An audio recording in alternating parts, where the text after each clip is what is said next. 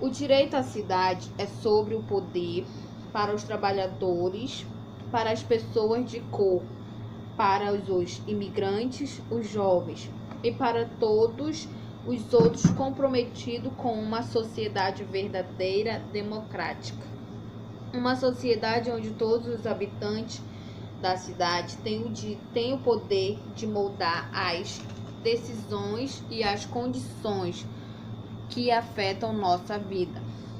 Lutamos por melhorias concretas que resultem em uma comunidade mais forte e um melhor estado de ser para os nossos amigos, familiares e para o futuro dos nossos filhos. Lutamos por uma conquista de habitação, educação e transporte. Lutamos por uma comunidade segura e segurança, e espaços públicos e a moradia. História da ocupação das cidades brasileiras. A gente vai falar sobre só uns resumos básicos. Não vou falar muito sobre o assunto, mas vai ser bem rapidinho. Então vamos lá.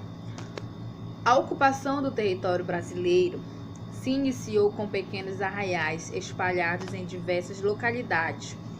Ocupações aconteceram devido à necessidade europeia de ampliar suas atividades comerciais, o que fez com que procurasse novos produtos e novas áreas a serem exploradas.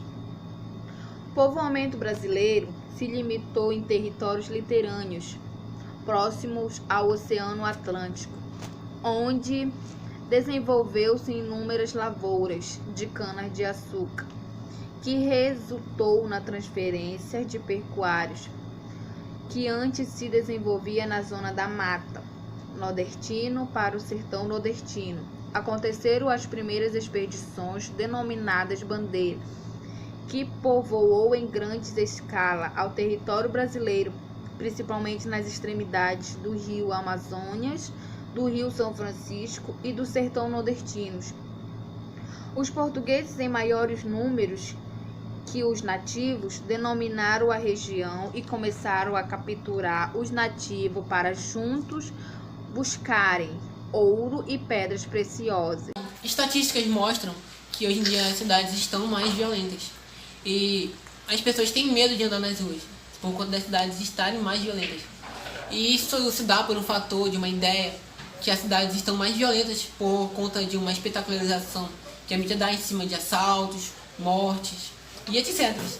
E com isso os investimentos em serviços sociais como noturnos, como educação, espaços de lazer, são substituídos, já que as pessoas têm medo de ficar nas ruas.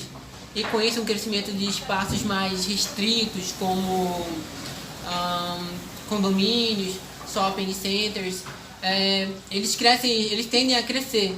E isso se dá por uma ideia de que esse espaço vai trazer mais proteção, onde vai haver mais vigilância com câmeras e algo que vai fazer as pessoas se sentirem mais seguras do que estarem em um espaço aberto.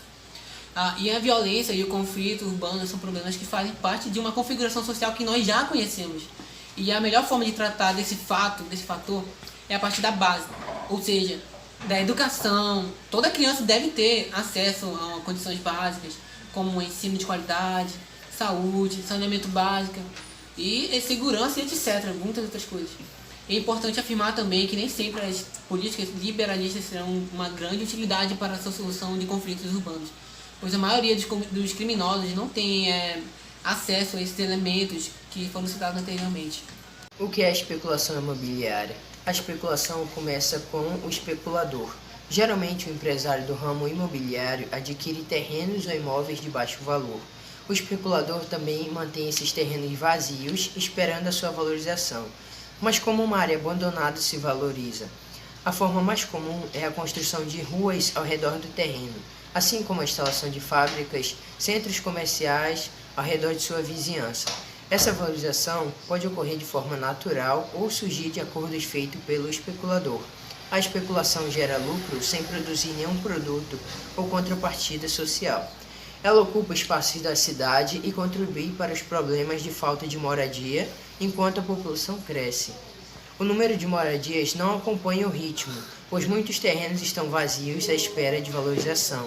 Moradia, mercadoria restrita. A rápida industrialização no século XX, acompanhada pela falta de políticas habitacionais, resulta em ocupações ilegais de áreas urbanas.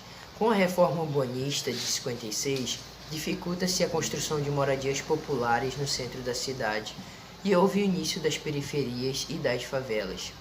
A priorização do desenvolvimento econômico gerou um financiamento impróprio para as camadas mais empobrecidas, seguido da inadimplência, favelização e o crescimento das periferias. O governo de Collor foi marcado por uma reestruturação mais efetiva do setor imobiliário.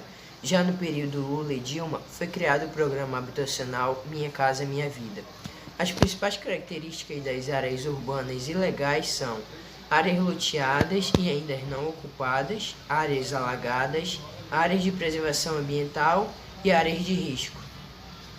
O conceito de movimento social se refere à ação coletiva de um grupo organizado que tem como objetivo alcançar mudanças sociais por meio de empates políticos dentro de uma determinada sociedade em um contexto específico, fazendo parte dos movimentos sociais, movimentos populares, sindicatos e não governamentais, tipo a ONU.